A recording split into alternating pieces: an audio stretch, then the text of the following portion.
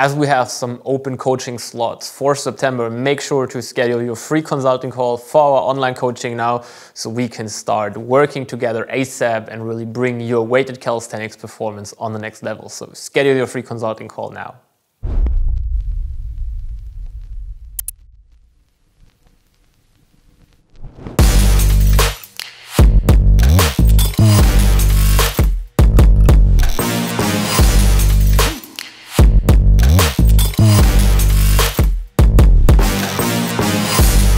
Hey guys, it's Michael. Welcome back to my YouTube channel and welcome to a new YouTube video. In this video, we will cover the topic assistance exercises for pull-ups. Do we really need assistance? If we need assistance, which are we going to use and how we are going to structure the assistance? Everything follows as always after the intro.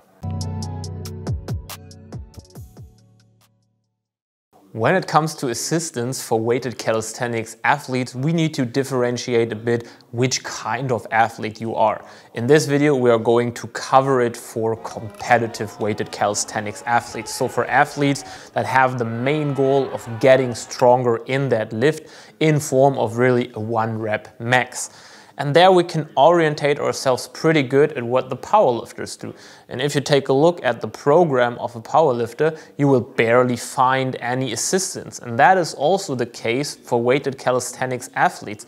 The pull-up itself is a lift that you can scale in intensity and in volume via the additional weight that you put on the belt. So you can really hit intensity and volume goals with only the main lift itself. That means the amount of assistance exercise you need to program is very, very low, and close to a competition, it's close to zero.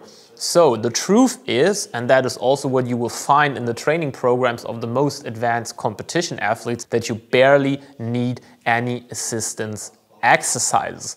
There is one thing though that is very important, that we need to differentiate between assistance and variation. What is variation? Variation is that we're taking the main lift and we are changing the movement pattern just slightly. So for pull-ups, it could be a chin up or a wide grip pull-up or a lat pull down. So where we have really a similar movement pattern, but we are changing the use structure slightly to avoid overuse. Let's say we're having 20 sets of pull-ups a week. We are always overloading the same muscles, the same structures in the same way. So here we are using on 1 or 2 days, depending on how often you really train the pull-up, we are using variation to not overload our structures while still getting a pretty specific stimulus. So important, you don't really need a lot of assistance, but it can be very, very helpful to split up the main lift into some variations. When is assistance handy? In most of the cases, we need assistance lifts to really target muscles that are not tackled perfectly in the main lift. So if you have a limiting factor in the lats, in your biceps, in the traps, then we're using hypertrophy assistance to build up those muscles to have a transfer to the main lift. So for pull-ups, it is mostly rowing assistance so that we can really hit the traps better and the lats from a different angle to just provide hypertrophy stimulus in an angle that we cannot target with pull-up itself. It is isolation for the elbow flexion, so for any kind of biceps curls this would be true, and this works perfectly great as assistance. And of course, we need health assistance. If we're taking a look now at the pull-up, we will notice that it's a very, very internal rotation dominant exercise. That means if we're taking a look at the correct assistance for a pull-up, we want to also integrate some external rotation movements.